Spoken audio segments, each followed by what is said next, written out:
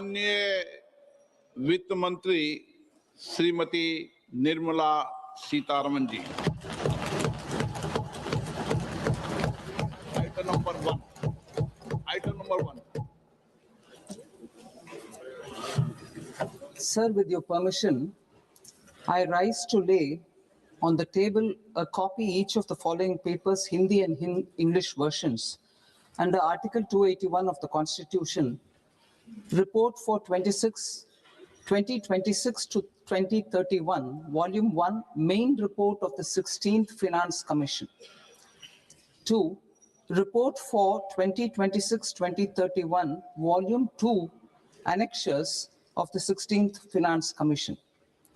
Number 3, explanatory memorandum as to the action taken on the recommendations contained in the above report. Item number 2, माननीय वित्त मंत्री Nirmala Sitharaman ji.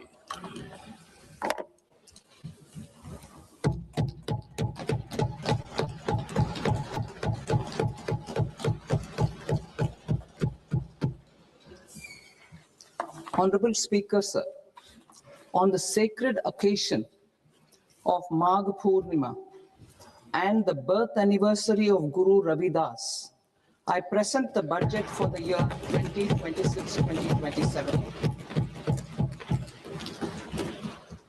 Since we assumed office 12 years ago, India's economic trajectory has been marked by stability, fiscal discipline, sustained growth, and moderate inflation. This is the result of conscious choices we have made, even in times heightened uncertainty and disruption. Our government, led by Honorable Prime Minister Modi, has decisively and consistently chosen action over ambivalence, reform over rhetoric, and people over populism. We have pursued far-reaching structural reforms, fiscal prudence and monetary stability, whilst maintaining a strong thrust on public investment. Keeping Atmanirbharta as a lodestar, we have built domestic manufacturing capacity, energy security, and reduced critical import dependencies.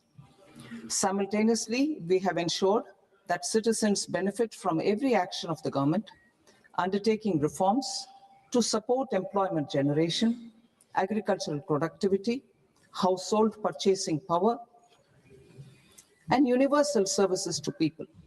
These measures have delivered a high growth rate of around 7% and helped us make substantial strides in poverty reduction and improvement in the lives of our people.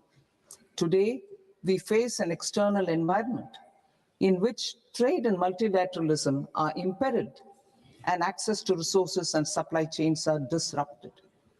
New technologies are transforming production systems while sharply increasing demands on water, energy, and critical minerals. India will continue to take confident steps towards Viksit Bharat, balancing ambition with inclusion. As a growing economy with expanding trade and capital needs, India must also remain deeply integrated with global markets, exporting more and attracting stable long-term investment. As I begin Part A, I want to express my gratitude to the people for standing firmly with us as we forge our way together towards becoming one of the largest economies of the world.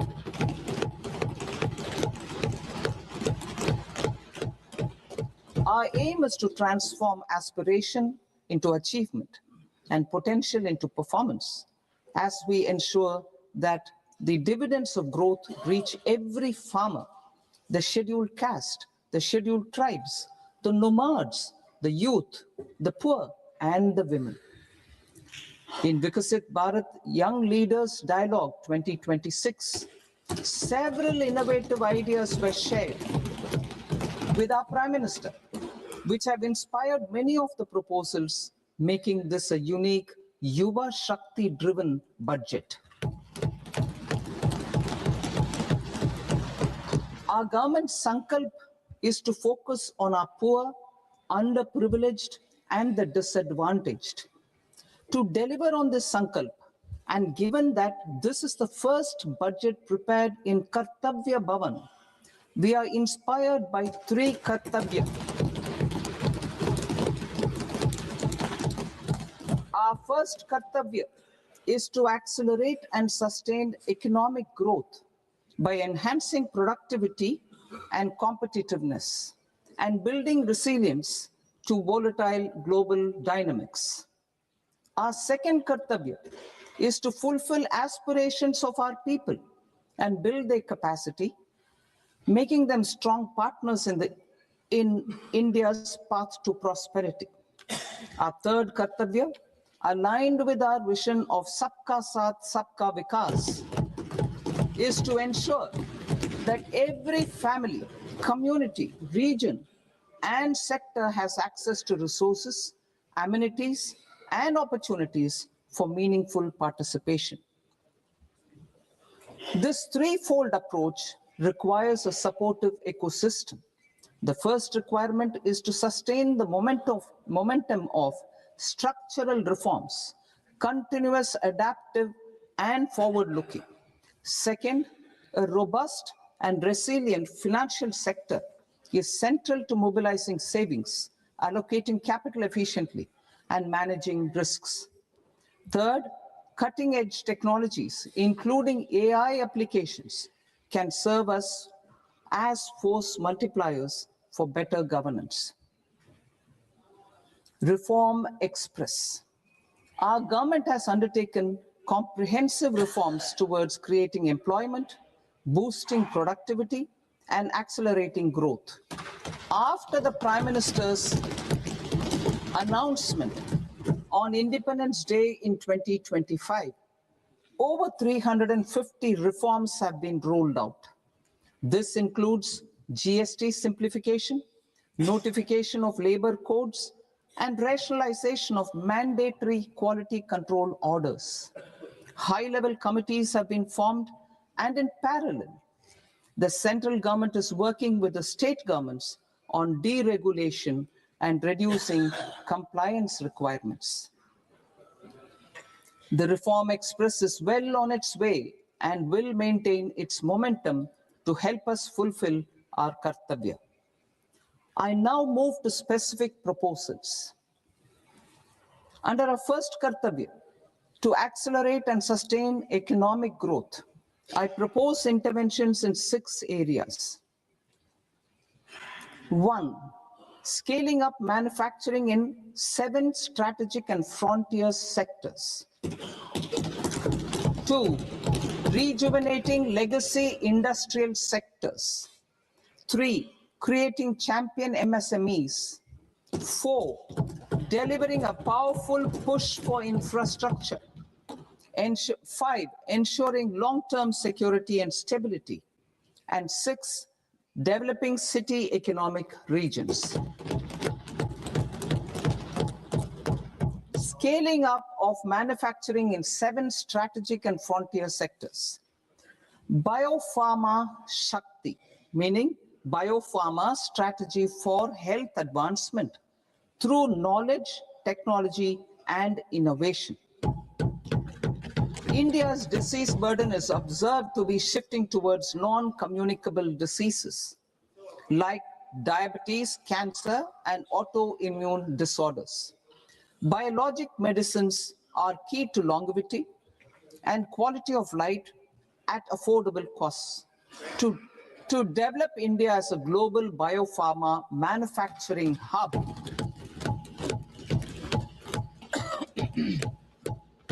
I propose the Biopharma Shakti with an outlay of 10,000 crores over the next 5 years. This will build the ecosystem for domestic production of biologics and biosimilars. The strategy will include a biopharma-focused network with 3 new national institutes of pharmaceutical education and research, popularly known as NIPERS, and upgrading 7 existing ones. It will also create a network of 1,000 accredited India clinical trials sites. We propose to strengthen the Central Drug Standard Control Organization to meet global standards and approve timeframes through and approval timeframes through a dedicated scientific review cadre and specialists. India's semiconductor mission 1.0 expanded India's semiconductor sector capabilities.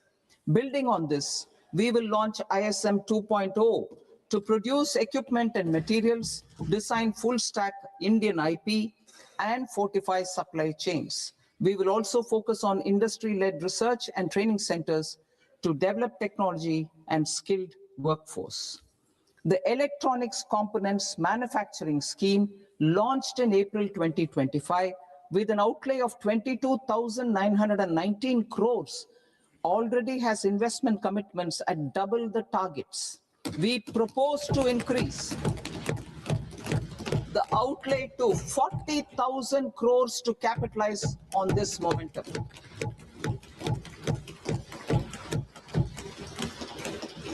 A scheme for rare earth permanent magnets was launched in 2025 November. We now propose to support the mineral-rich states of Odisha, Kerala, Andhra Pradesh, and Tamil Nadu to establish dedicated rare earth corridors to promote mining, processing, research, and manufacturing. To enhance domestic chemical production and reduction import dependency and reduce import dependency, we will launch a scheme to support states in establishing 3 dedicated chemical parks through challenge route on a cluster-based plug-and-play model. Strong capital goods.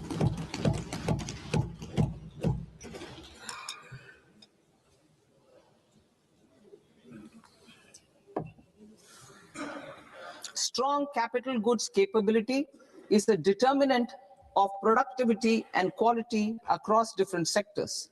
Towards building this capacity, I propose the following. High-tech tool rooms will be established by central public sector enterprises at 2 locations as digitally enabled automated service bureaus that locally design, test, and manufacture high-precision components at scale and at lower cost. 2, a scheme for enhancement of construction and infrastructure equipments will be introduced to strengthen domestic manufacturing of high value and technologically advanced CIE. This can range from lifts in a multi-storied apartment or firefighting equipment in multiplexes, large or small, and to tunnel boring equipments for building metros and high-altitude roads. I also propose a scheme for container manufacturing to create a globally competitive container manufacturing ecosystem with a budgetary allocation of 10,000 crores over a 5-year period. For the labor-intensive textile sector, I propose an integrated program with 5 subparts. 1, the National Fiber Scheme for self-reliance in natural fibers, such as silk, wool, and jute, man-made fibers, and new age fibers. Textile expansion and employment scheme to modernize traditional clusters with capital support for machinery, technology upgradation, and common testing and certification centers. 3, the National Handloom and Handicraft Program to integrate and strengthen existing schemes and ensure targeted support for weavers and artisans. Tex Eco Initiative to promote globally competitive and sustainable textiles and apparels. Samarth 2.0 to modernize the upgrade the textile skilling ecosystem through collaboration with industry and academic institutions.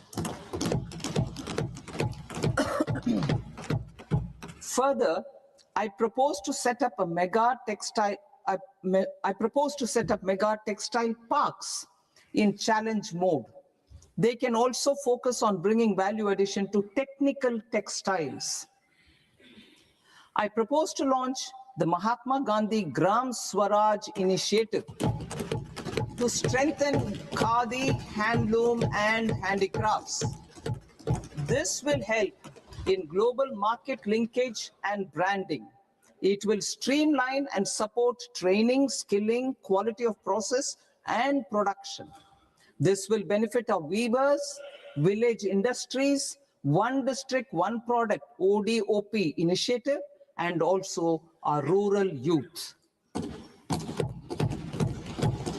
India has the potential to emerge as a global hub for high quality, affordable sports goods.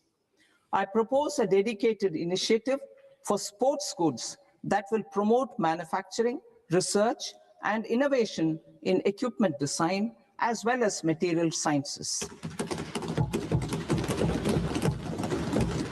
Rejuvenation of legacy industrial clusters. I propose to introduce a scheme to revive 200 legacy industrial clusters to improve their cost competitiveness and efficiency through infrastructure and technology upgradation. Creating champion SMEs and supporting micro enterprises. Recognizing MSMEs as a vital engine of growth, I propose a three-pronged approach to help them grow as champions. Equity support. I propose to introduce a dedicated 10,000 crores SME growth fund to create future champions, incentivizing enterprises based on select criteria. I also propose to top up the Self-Reliant India Fund set up in 2021 with 2,000 crores to continue support to micro enterprises and maintain their access to risk capital. Liquidity support. With TREDS, more than 7 lakh crore has been made available to MSMEs. To leverage its full potential, I propose 4 measures. 1, mandate TREDS as the transaction settlement platform for all purchases from MSMEs by CPSEs, serving as a benchmark for other corporates. 2, introduce a credit guarantee support mechanism through CGTMSE for invoice discounting on TREDS platform. 3, link GEM with TREDS for sharing information with financiers about government purchases from MSMEs, encouraging cheaper and quicker financing. 4, introduce TREDS receivables as asset-backed securities, helping develop a secondary market, enhancing liquidity and settlement of transactions. Professional support. Government will facilitate professional institutions such as the ICAI, ICSI, ICMAI to design short-term modular courses and practical tools to develop a cadre of corporate mitras, especially in Tier 2 and Tier 3 towns. These accredited para-professionals will help MSMEs meet compliance requirements at affordable costs. Infrastructure. During this past decade, our government has undertaken several initiatives for large-scale enhancement of public infrastructure, including through new financing instruments such as Infrastructure Investment Trust (InvITs) and Real Estate Investment Trust (REITs), and institutions like NIIF and NABFID. We shall continue to focus on developing infrastructure in cities with over 5 lakh population, that is Tier 2, Tier 3 cities, which have expanded to become growth centers. Public capital expenditure has increased manifold from 2 lakh crore in 2014-15 to an allocation of 11.2 lakh crore in BE 25-26. In this coming year, that is financial year 2026-27, I propose to increase it to 12.2 lakh crores to continue the momentum. To strengthen the confidence of private developers regarding risks during infrastructure development and construction phase, I propose to set up an infrastructure risk guarantee fund to provide prudentially calibrated partial credit guarantee to lenders. Over the years, RITES have emerged as a successful instrument for asset monetization. I propose to accelerate recycling of significant real estate assets of the CPSEs through the setting up of dedicated RITES. To promote environmentally sustainable movement of cargo, I propose to 1. Establish new dedicated freight corridors connecting Dankuni in the east to Surat in the west. Operationalize 20 new national waterways over the next 5 years, starting with National Waterways 5 in Orissa to connect mineral-rich areas of Talcher and Angul and industrial centers like Kalinga Nagar to the ports of Paradeep and Dhamra. Training institutes will be set up as regional centers of excellence for development of required manpower for these waterways. This will benefit youth in the entire stretch of the waterways to train and acquire skills. Further, a ship repair ecosystem catering to inland waterways will also be set up at Varanasi and Patna. And C, launch a coastal cargo promotion scheme for incentivizing a modal shift from rail to road to increase the share of inland waterways and coastal shipping from 6% to 12% by 2047. To enhance last mile and remote connectivity and promote tourism, I propose to give incentives to indigenize manufacturing of seaplanes. A seaplane VGF scheme will be also introduced to provide support for operations. Carbon capture, utilization and storage.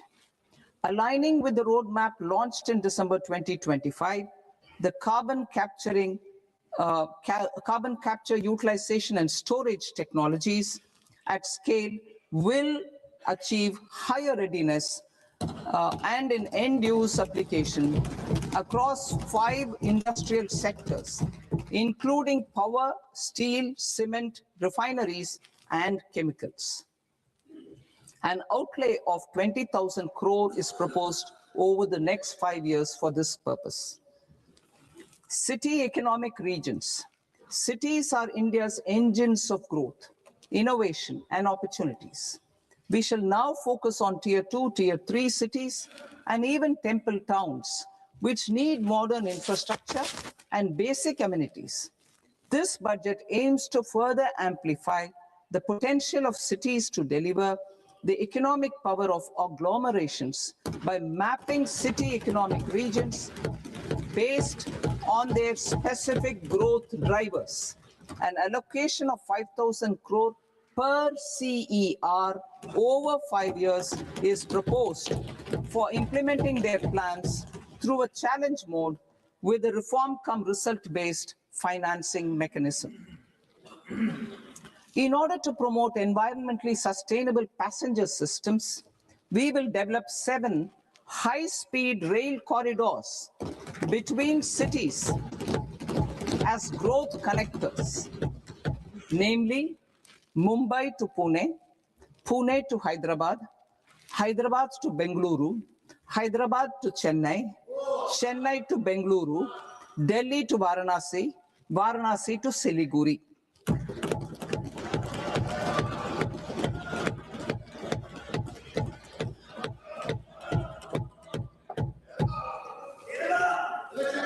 financial sector, the Indian banking sector today is characterized by strong balance sheet, historic highs in profitability, improved asset quality, and coverage exceeding 98% of villages in the country. At this juncture, we are well placed to futuristically evaluate the measures needed to continue on the path of reform-led growth of this sector. I propose setting up a high-level committee on banking for Vikasit Bharat. High-level committee on banking for Vikasit Bharat to comprehensively review the sector and align it with India's next phase of growth, while safeguarding financial stability, inclusion, and consumer protection. The vision for NBFCs for Vikasit Bharat has been outlined with clear targets for credit disbursement and technology adoption in order to achieve scale and improve efficiency in the public sector NBFCs. As a first step, it is proposed to restructure the Power Finance Corporation and Rural Electrification Corporation.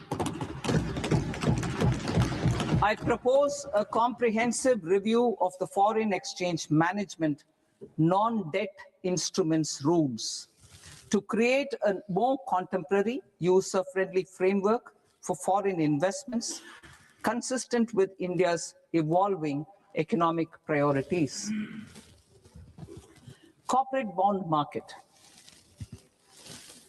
I propose to introduce a market-making framework with suitable access to funds and derivatives on corporate bond indices.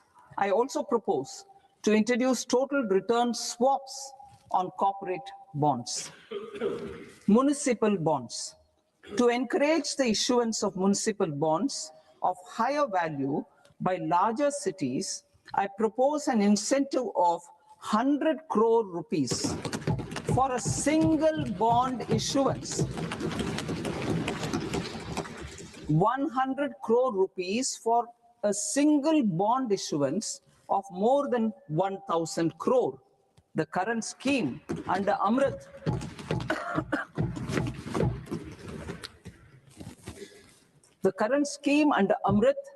which incentivizes issuances up to 200 crores only, will also continue to support smaller and medium towns.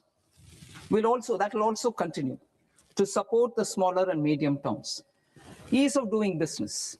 Individual persons resident outside India, PROI, will be permitted to invest in equity instruments of listed Indian companies through the Portfolio Investment Scheme. It is also proposed to increase the investment limit for an individual PROI under the scheme from 5% to 10%, with an overall investment limit for all individual PROIs to 24% from the current 10%. Emerging technologies including AI. 21st century is technology driven. Adoption of technology is for the benefit of all people. Farmers in the field, women in STEM, youth keen to upskill, and Divyangjan to access newer opportunities. The government has taken several steps to support new technologies through AI Mission, National Quantum Mission, Anusandhan National Research Fund, and Research and Development and Innovation Fund. Our second kartavya is to fulfill aspirations and build capacities. Close to 25 crore individuals have come out of multi-dimensional poverty through a decade of our government's sustained and reform-oriented efforts.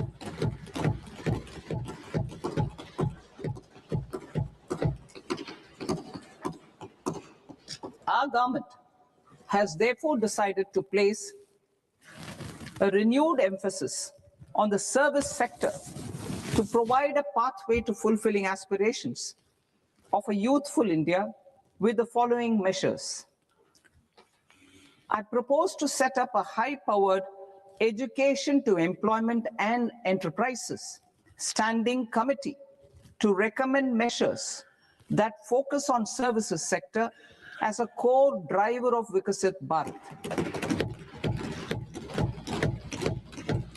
This will make us a global leader in services with a 10% global share by 2047.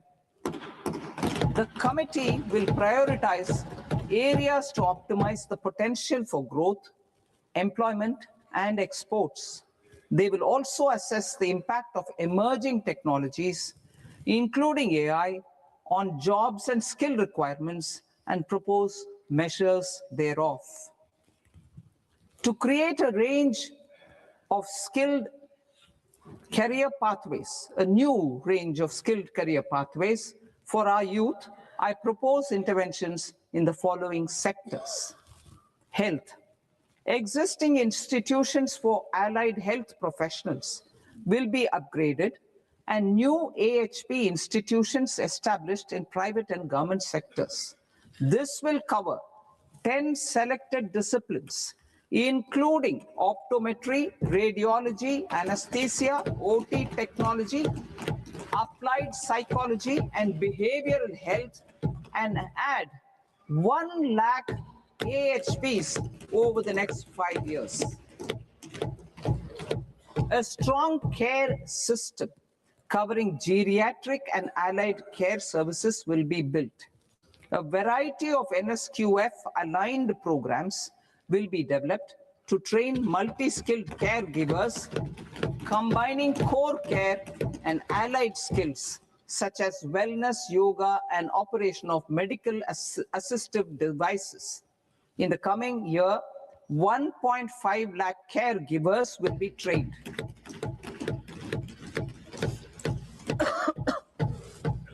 Hubs for medical value tourism.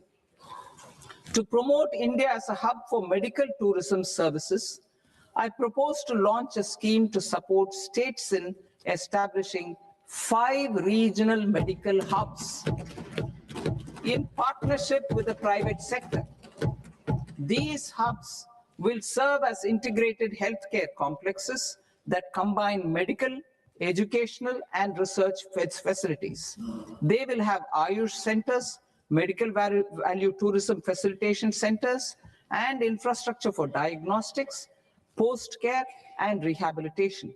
These hubs will provide diverse opportunities, job opportunities for health professionals, including doctors and AHPs. Ancient Indian yoga, already respected in several parts of the world, was given a mass global recognition when Honorable Prime Minister took it to the UN.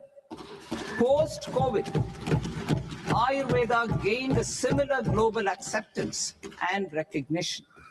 Exporting quality Ayurveda products helps farmers who grow the herbs and youth who process the products.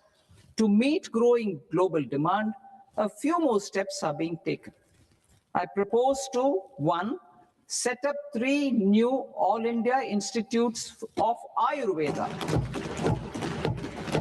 2, upgrade Ayush pharmacies and drug testing labs for higher standards of certification ecosystem and make available more skilled personnel. 3, upgrade the WHO Global Traditional Medicine Center in Jamnagar to bolster evidence-based research, training, and awareness for traditional medicine. Animal husbandry. Livestock contributes to close to 16% of farm income, including of poor and marginal households. To scale up availability of veterinary professionals by more than 20,000, I propose to roll out a loan-linked capital subsidy support scheme for establishment of veterinary and para-veterinary colleges, veterinary hospitals, diagnostic laboratories, and breeding facilities in private sector. Collaboration between Indian and foreign institutions will also be facilitated. Orange economy. India's animation, visual effects, gaming and comics sector, AVGC sector, is a growing industry projected to require 2 million professionals by 2030.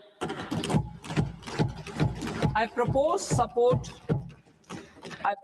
support the Indian Institute of Creative Technologies, Mumbai, in setting up AVGC content creator labs in 15,000 secondary schools all over the country and 500 colleges. The Indian design industry is expanding rapidly, and yet there is a shortage of Indian designers. I propose to establish, through Challenge Route, a new National Institute of Design to boost design education and development in the eastern region of India. Education. Our government will support states through Challenge Route in creating 5 university townships in the vicinity of major industrial and logistics corridors. These planned academic zones will host multiple universities, colleges, and research institutions, skill centers, and residential complexes. In higher education, STEM institutions, prolonged hours of study and laboratory work pose some challenges for girl students. Through VGF, Viability Gap Funding and capital support, one girls' hostel will be established in every district.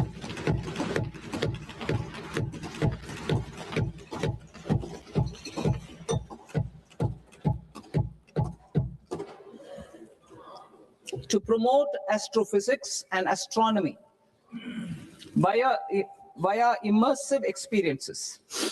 4 telescope infrastructure facilities will be set up or upgraded.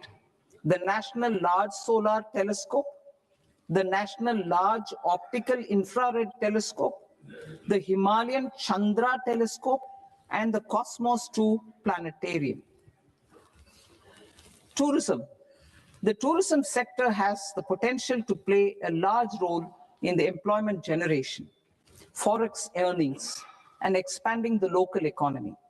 I propose to set up a National Institute of Hospitality by upgrading the existing National Council for Hotel Management and Catering Technology.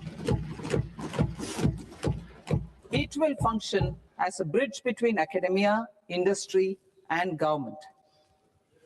I also propose a pilot scheme for upskilling 10,000 guides in 20 iconic tourist sites through a standardized, high-quality, 12-week training course in hybrid mode in collaboration with the Indian Institute of Management. A national destination digital knowledge grid will be established to digitally document all places of significance, cultural, spiritual, and heritage. This initiative will create a new ecosystem of jobs for local researchers, historians, content creators, and technology partners. India has the potential and opportunity to offer world-class trekking and hiking experience. We will develop ecologically sustainable mountain trails in Himachal Pradesh, Uttarakhand, and Jammu Kashmir. Also in Araku Valley in the Eastern Ghats and Podigai Malai in the Western Ghats. Turtle trails along key nesting sites in the coastal areas of Odisha, Karnataka, and Kerala. And 3 bird watching trails along the Pulikat Lake in Andhra Pradesh, Tamil Nadu. It's on the border.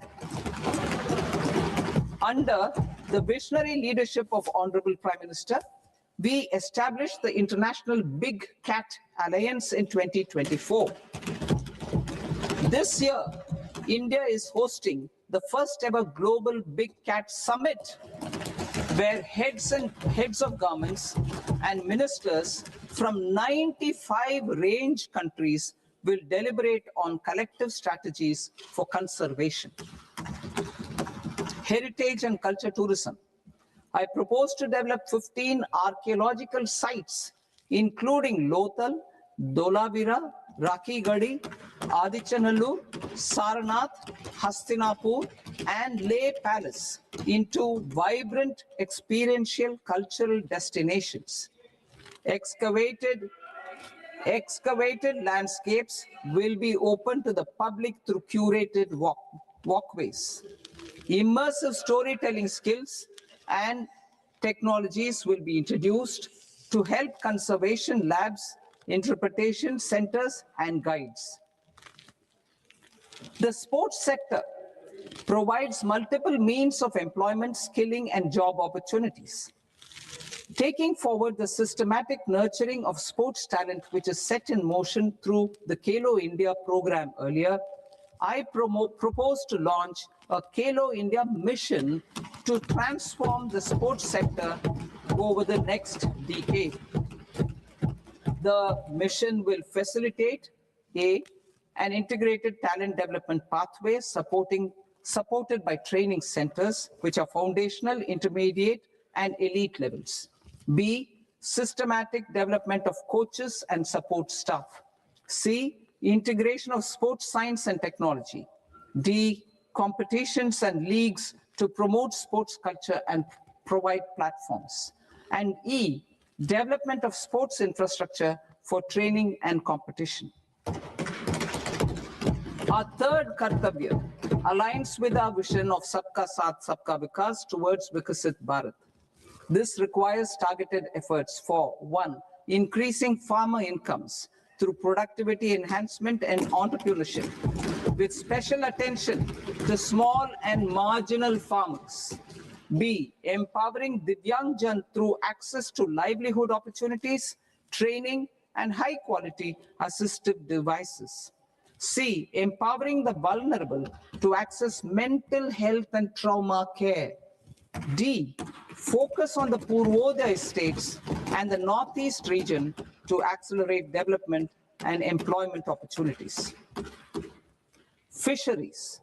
We will undertake initiatives for integrated development of 500 reservoirs and Amrit Sarovars. 2, strengthen the fisheries value chain in coastal areas and enable market linkages involving startups and women-led groups together with fish farmer producer organizations. Animal husbandry. To provide quality employment opportunities in rural and peri-urban areas, we will support the animal husbandry sector in entrepreneurship development through A, credit-linked subsidy program, B, scaling up and modernization of livestock enterprises, C, enhanced creation of livestock, dairy, and poultry, enhanced creation of livestock, dairy, and poultry-focused integrated value chains, and D, encourage creation of livestock farmer producer organizations. High-value agriculture. To diversify farm outputs, increase productivity, enhance farmers' incomes, and create new employment opportunities, we will support high-value crops such as coconut, sandalwood, cocoa, cashew in the coastal areas, agar trees in Northeast, and nuts such as almonds, walnuts, and pine nuts in our hilly regions. These, all of them, will be supported. India is the world's largest producer of coconuts. About 30 million people, including nearly 10 million farmers, depend on coconuts for their livelihood. To further enhance competitiveness in coconut production, I propose a coconut promotion scheme to increase production and enhance productivity through various interventions, including including replacing and non-productive trees with new saplings or plants or varieties in major coconut growing states. A dedicated program is proposed for Indian cashew and cocoa to make India self-reliant in raw cashew and coconut production and processing, enhance export competitiveness, and transform Indian cashew and Indian cocoa into premium global brands by 2030. Sandalwood. Sandalwood is closely linked to India's social and cultural heritage. Our government will partner with state governments to promote focused cultivation and post-harvest processing to restore the glory of the Indian sandalwood ecosystem, to rejuvenate old, low-yielding orchards, and expand high-density cultivation of walnuts, almonds, and pine nuts. We will support a dedicated program to enhance farmer incomes and in bringing value addition by engaging youth. Bharat Vistar, that is virtually integrated system to access agricultural resources. I propose to launch Bharat Vistar, a multilingual AI tool that shall integrate the AgriStack portals and the ICAR package on agricultural practices with AI systems. This will enhance farm productivity, enable better decisions for farmers, and reduce risk by providing customized advisory support. She Marts for rural women-led enterprises. Building on the success of Lakhpati Didi program, I propose to help women take the next step from credit-linked livelihoods to being owners of enterprises. Self-help entrepreneur, She Marts will be set up as community-owned retail outlets within the cluster-level federations through enhanced and innovative financing instruments. Empowering Divyangjan. Divyangjan Kaushal Yojana. Information technology, AVGC sectors, hospitality and food and beverages sectors often offer task-oriented and process-driven roles which are suitable for Divyangjan. We will ensure dignified livelihood opportunities through industry-relevant and customized training specific to each Divyangjan group. Divyang Sahara Yojana. Timely access to high-quality assistive devices for all eligible Divyangjan is a fundamental need. I propose to, 1, support the Artificial Limbs Manufacturing Corporation of India, ALIMCO, to set up and to scale up production of assistive devices, invest in R&D and AI integration, strengthen PM Divyasha Kendras, and support setting up of assistive technology marts as modern retail style centers where Divyangjan and senior citizens can see, try, and purchase assistive products. Reaffirming our commitment to mental health and trauma care. There are no national institutes for mental health care in North India. We will therefore set up a NIMHANS 2 and also upgrade national mental health institutes in Ranchi and in Tezpur as regional apex institutions. Emergencies expose families, particularly the poor and vulnerable, to unexpected expenditure.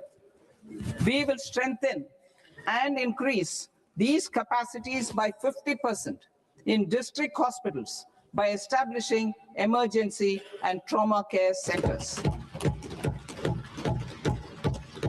Focus on Purvodaya states and northeastern regions. Purvodaya. I propose the development of an integrated East Coast industrial corridor with a well-connected node at Durgapur, creation of 5 tourism destinations in 5 Purvodaya states, and the provision of 4,000 e-buses.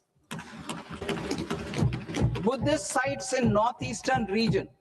The northeastern region is a civilizational confluence of Theravada and Mahayana or Vajrayana traditions. I propose to launch a scheme for development of Buddhist circuits in Arunachal Pradesh, Sikkim, Assam, Manipur, Mizoram, and Tripura. The scheme will cover preservation of temples and monasteries, pilgrimage interpretation centers, connectivity, and pilgrim amenities. 16th Finance Commission. On 17th November 2025, the 16th Finance Commission submitted its report to the President. As mandated under Article 281 of the Constitution, the government is to lay the report along with the explanatory memorandum on the action taken report on the recommendations of the Commission in Parliament, which, Sir, Honorable Speaker, you've allowed me to do at the commencement of this session. The government has accepted the recommendation of the Commission to retain the vertical share of devolution at 41%. As recommended by the Commission, I have provided 1.4 lakh crores of rupees to the states for the year 2026-2027 as Finance Commission grants. These include rural and urban local body and disaster management grants. Fiscal consolidation. Government has been delivering on our fiscal commitments consistently without compromising on social needs.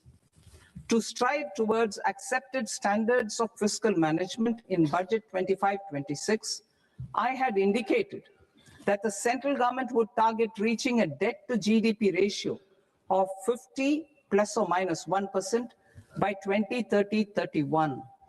In line with this, the debt to GDP ratio is estimated to be 55.6% of GDP in BE 26-27, compared to 56.1% of GDP in RE 25-26. A declining debt to GDP ratio will gradually free up resources for priority sector lending and expenditure by reducing the outgo on interest payments. One of the main operational instruments for debt targeting is the fiscal deficit.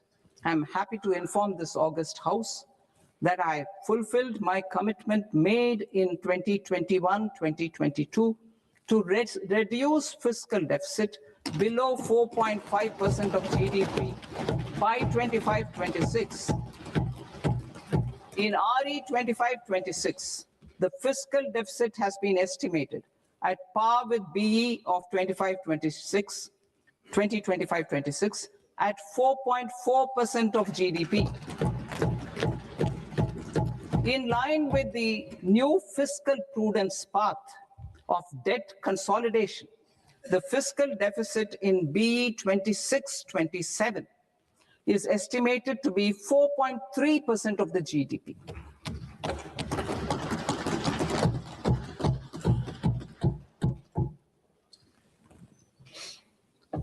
The revised estimates of the non-debt receipts are 34 lakh crore rupees, of which the center's net tax receipts are 26.7 lakh crore. The revised estimate of the total expenditure is 49.6 lakh crore rupees, of which the capital expenditure is about 11 lakh crores. Budget estimates 2026 to 2027. Coming to 26-27, the non-debt receipts and the total expenditure are estimated as 36.5 lakh crore and 53.5 lakh crore respectively. The center's net tax receipts are estimated at 28.7 lakh crore rupees. To finance the fiscal deficit, the net market borrowings from dated securities are estimated at 11.7 lakh crore rupees. The balance financing is expected to come from small savings and other sources. The gross market borrowings are estimated at 17.2 lakh crore rupees. I'll now move to Part B. Part B, direct taxes.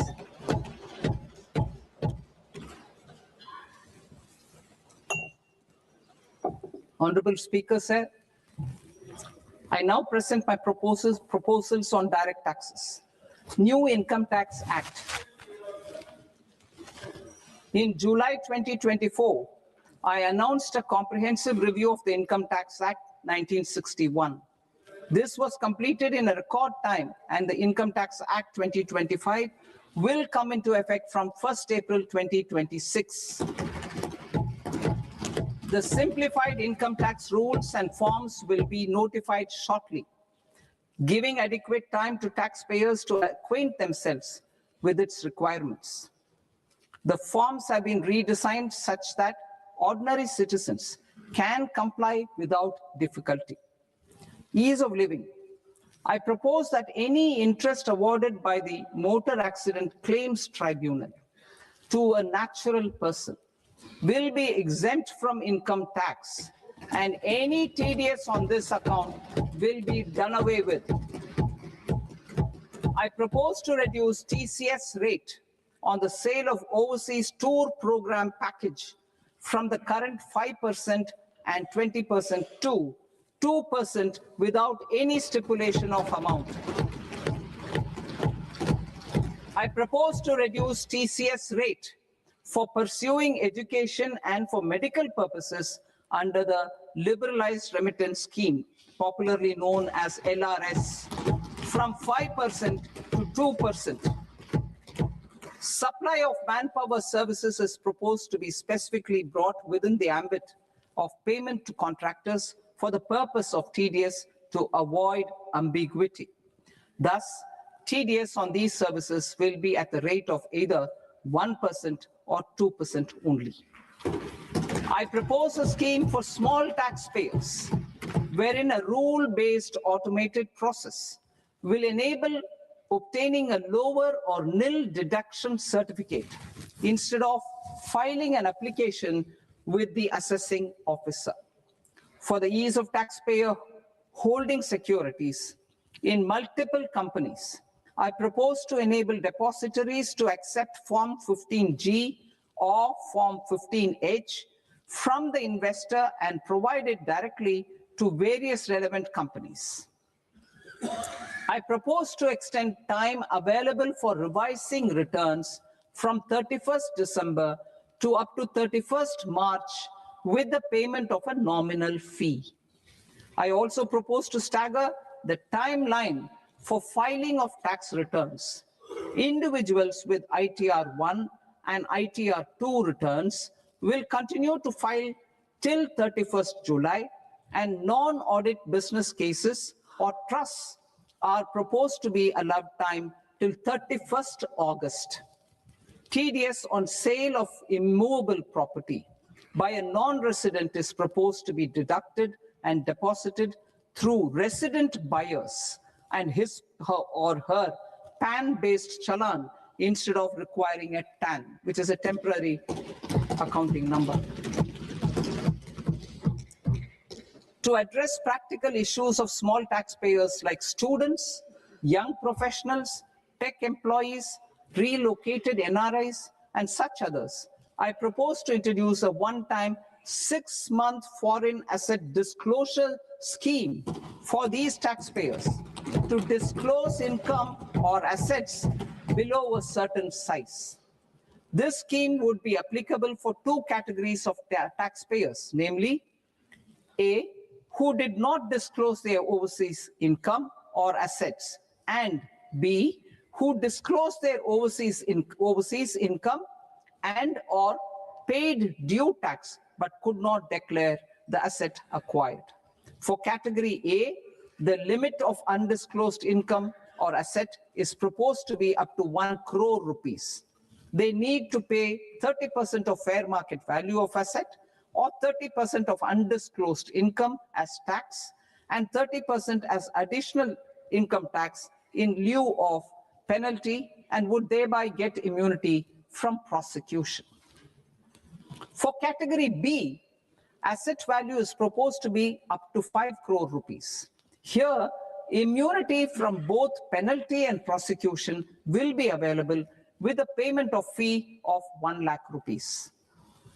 Rationalizing penalty and prosecution. Multiplicity of proceedings are hindrance to the ease of doing business. I propose to integrate assessment and penalty proceedings by way of a common order for both. There will be no interest liability on the taxpayer on the penalty amount for the period of appeal before the first appellate authority, irrespective of the outcome of appeal process. Further, quantum of prepayment is being reduced from 20% to 10% and will continue to be calculated only on core tax demand. As an additional measure for reducing litigation, I propose to allow taxpayers to update their returns even after reassessment proceedings have been initiated, and an additional 10% tax rate over and above the rate applicable for the relevant year. The assessing officer will then use only this updated return in his proceedings. There is already a framework for immunity from penalty and prosecution in the cases of underreporting. I propose to apply this framework for immunity to misreporting too. However, in such a case, the taxpayer will need to pay 100% of the tax amount as an additional income tax over and above the tax and interest due. Penalties for certain technical defaults, such as failure to get accounts audited, non-furnishing of transfer pricing audit report, and default in furnishing statement for financial transactions are proposed to be converted into fee.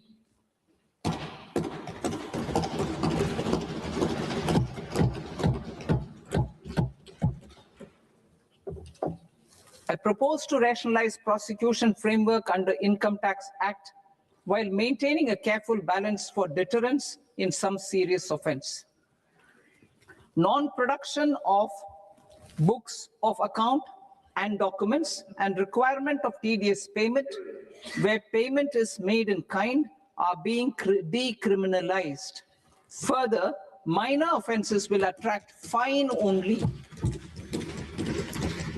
The remaining prosecutions will be graded commensurate with the quantum of offense. They will entail only simple imprisonment with maximum imprisonment reduced to 2 years and power to courts to convert even those into fines. There is no penalty. There's no penalty presently for non-disclosure of non-immovable foreign assets with aggregate value less than 20 lakh rupees.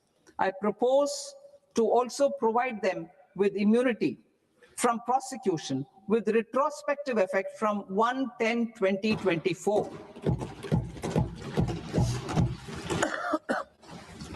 Cooperatives. Deduction is already allowed to a primary cooperative society engaged in supplying milk, oilseeds, fruits or vegetables raised or grown by its members. I propose to extend this deduction to also include supply of cattle feed and cotton seed produced by its members. I propose to allow inter-cooperative society dividend income as deduction under the new tax regime to the extent it is further distributed to its members.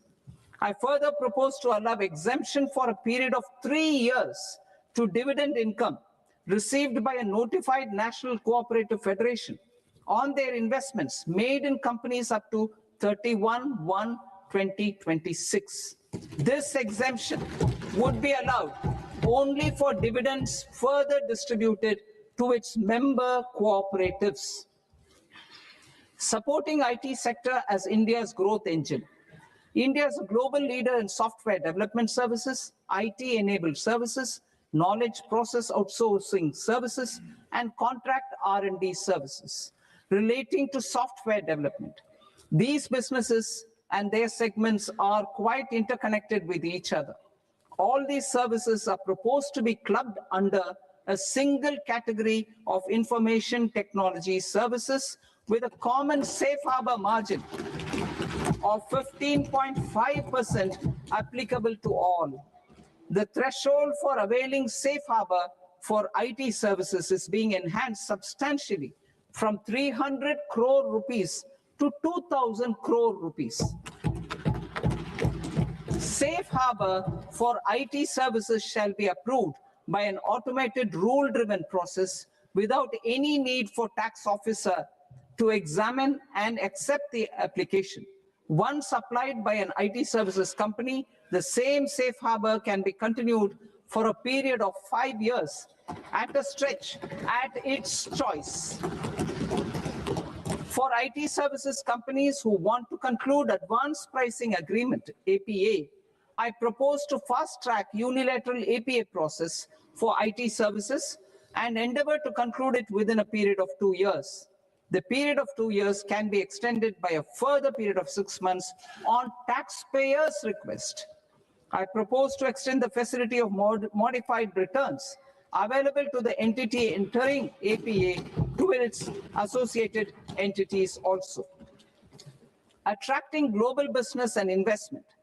Recognizing the need to enable critical infrastructure and boost investment in data centers, I propose to provide tax holiday till 2047 to any foreign company that provides cloud services to customers globally by using data center services from India. It will, however, need to provide services to Indian customers through an Indian reseller entity. I also propose to provide a safe harbor of 15% on cost in case the company providing data center services from India is a related entity. To harness the efficiency of just-in-time logistics for electronic manufacturing, I propose to provide safe harbor to non-residents for component warehousing in a bonded warehouse at a profit margin of 2% of the invoice value. The resultant tax of about 0.7% will be much lower than in competing jurisdictions. To provide fillip to toll manufacturing in India, I propose to provide exemption from income tax for 5 years to any non-resident who provides capital goods, equipment, or tooling to any toll manufacturer in a bonded zone. To encourage vast pool of global talent to work in India for a longer period of time, I propose to provide exemption to global, non-India sourced income of a non-resident expert for a stay period of 5 years under notified schemes. I propose to provide exemption from minimum alternate tax, the MAT, to all non-residents who pay tax on presumptive basis. Tax administration. I propose to constitute a joint committee of Ministry of Corporate Affairs and Central Board of Direct Taxes for incorporating the requirements of income computation and disclosure standards, the ICDS, in the Indian Accounting Standards, IND AS itself. Separate accounting requirement based on ICDS will be done away with from the tax year 27-28. To support Prime Minister Modi's vision of homegrown accounting and advisory firms to become global leaders, I propose to rationalize the definition of accountant for the purposes of safe harbor rules. Other tax proposals. Change in taxation of buyback was brought in to address the improper use of buyback route by promoters. In the interest of minority shareholders, I propose to tax buyback for all types of shareholders as capital gains. However, to disincentivize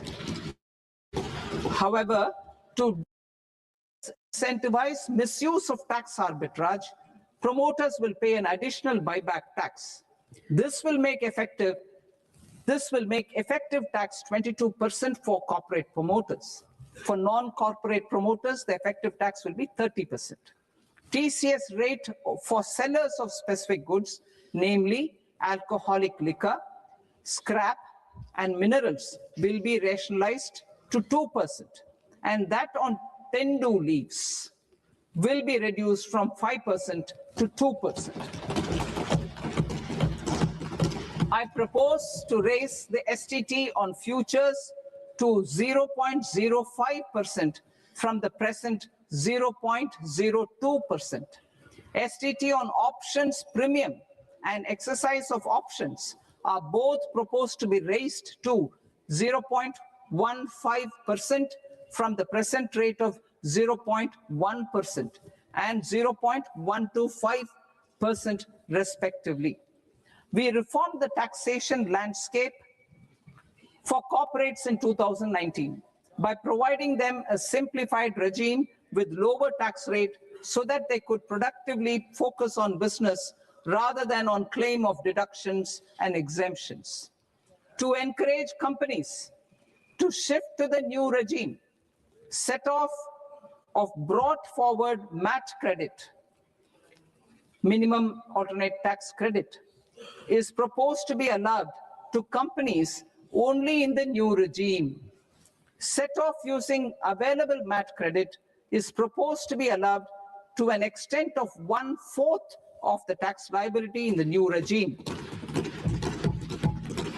MAT is proposed to be made final tax, so there will be no further credit accumulation from 1st April 2026. In line with this change, the rate of final tax is being reduced to 14% from the current MAT rate of 15%. The brought forward MAT credit of taxpayers accumulated till 30th March 2026 will continue to be available to them for set off as above. Indirect taxes. I shall now take up proposals related to indirect taxes. My proposals for customs and central excise aim to further simplify the tariff structure, support domestic manufacturing, promote export competitiveness, and correct inversion in duty. To continue weeding out long continuing customs duty exemptions, I propose to remove certain exemptions on items which are being manufactured in India or where the imports are negligible. Similarly, to further simplify the process of ascertaining the rate of duty applicable on a particular item, I propose to incorporate certain effective rates in various customs notifications to the tariff schedule itself. I shall now take up sector-specific proposals. Promotion of exports of marine, leather, and textile products. I propose to increase the limit for duty-free imports of specified inputs used for processing seafoods for export from the current 1% to 3% of FOB value of the previous year's export turnover. I also propose to allow duty-free imports of specified inputs, which is currently available for exports of leather or synthetic footwear, to exports of shoe uppers as well. I propose to extend the time period for export of final product from the existing 6 months to 1 year for exporters of leather or textile garments, leather or synthetic footwear, and other leather products. Energy transition and security. I propose to extend the basic customs duty exemption given to capital goods used for manufacturing lithium-ion cells for batteries to those used for manufacturing lithium-ion cells for battery energy storage systems also. I propose to exempt basic customs duty on import of sodium antimonate for use in manufacture of solar glass. Nuclear power. I propose to extend the existing basic customs duty exemption on imports of goods required for nuclear power projects till the year 2035 and expand it for all nuclear plants irrespective of their capacity. Critical minerals. It is proposed to provide basic customs duty exemption to the import of capital goods required for the processing of critical minerals in India. Biogas blended CNG. I propose to exclude the entire value of biogas while calculating the central excise duty payable on biogas blended CNG. Civil and defense aviation. I propose to exempt basic customs duty on components and parts required for the manufacture of civilian training and other aircrafts. It is proposed to exempt basic customs duty on raw materials imported for the manufacture of parts of aircraft to be used in maintenance, repair, or overall requirements by units in the defense sector. Electronics. To deepen value addition in the consumer electronics sector, I propose to exempt basic customs duty on specified parts used in the manufacture of microwave ovens. Special economic zone. To address the concerns arising about utilization of capacity by manufacturing units in the special economic zones due to global trade disruptions, I propose as a special one-time measure to facilitate sales by eligible manufacturing units in SEZs to the domestic tariff area at concessional rates of duty. The quantity of such sales will be limited to a prescribed proportion of their exports. Necessary regulatory changes will be undertaken to operationalize the measures while ensuring level playing field for the units working in the DTA. Ease of living. To rationalize the customs duty structure for goods imported for personal use, I propose to reduce the tariff rate on all dutiable goods imported for personal use from 20% to 10%. To provide relief to patients, particularly those suffering from cancer, I propose to exempt basic customs duty on 17 drugs or medicines. I propose also to add 7 more rare diseases for the purposes of exempting import duties on personal imports of drugs, medicines, and food for special medical purposes used in their treatment. Customs process. India's role and share in the global trade is poised for a major leap in line with our ambition and journey towards Viksit Bharat. In this regard, I propose many measures for custom processes to have minimal intervention for smoother and faster movement of goods and greater certainty to the trade. Trust-based systems.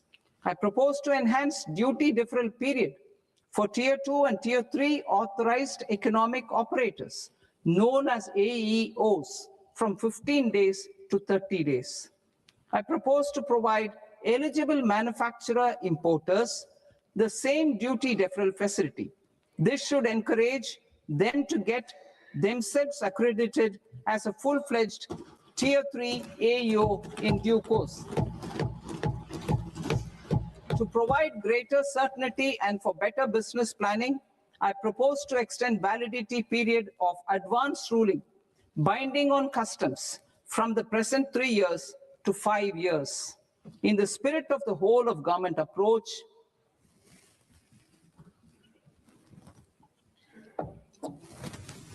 Government agencies will be encouraged to leverage AEO accreditation for preferential treatment in clearing their cargo.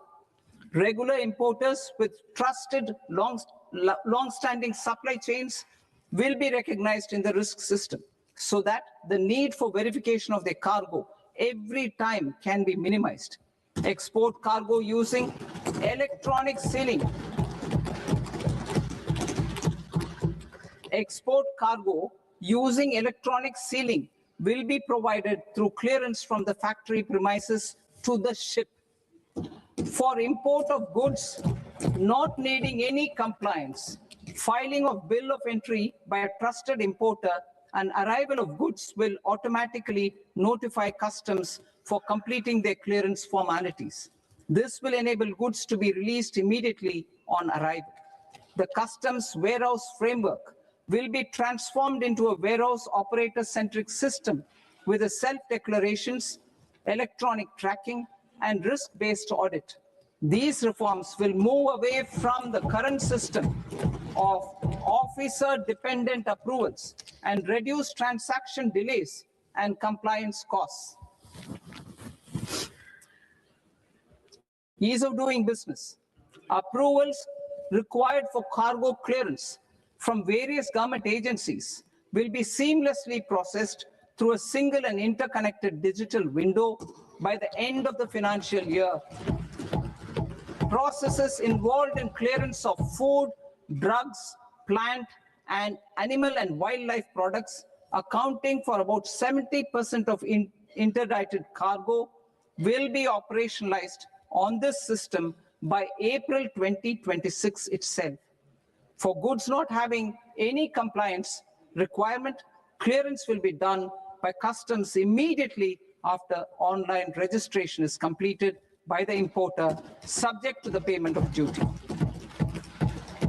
Customs integrated system will be rolled out in 2 years as a single integrated and scalable platform for all customs processes. Utilization of non-intrusive scanning with advanced imaging and AI technology for risk assessment will be expanded in a phased manner with the objective to scan every container across all the major ports. New export opportunities to support Indian fishermen to fully harness the economic value of marine resources beyond our territorial waters. The following measures will be taken.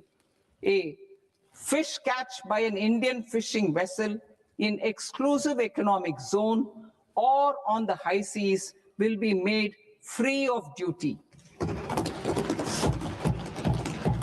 Landing of such fish on foreign port will be treated as export of goods. Safeguards will be put in place to prevent misuse during fish catch, transit, or transshipment. To support aspirations of India's small businesses, artisans, and startups to access global markets through e-commerce, I am pleased to announce complete removal of the current value cap of 10 lakh rupees per consignment on courier exports.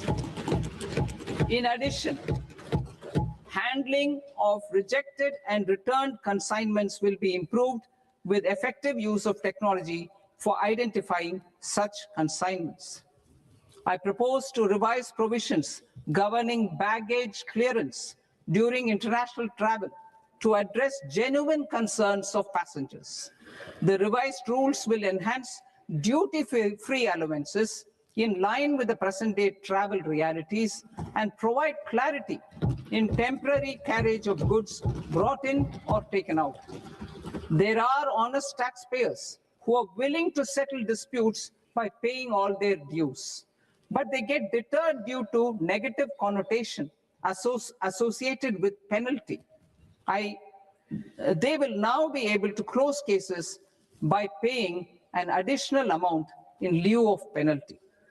Honorable Speaker, sir, with this, I commend the budget to this august House. Jai Hind.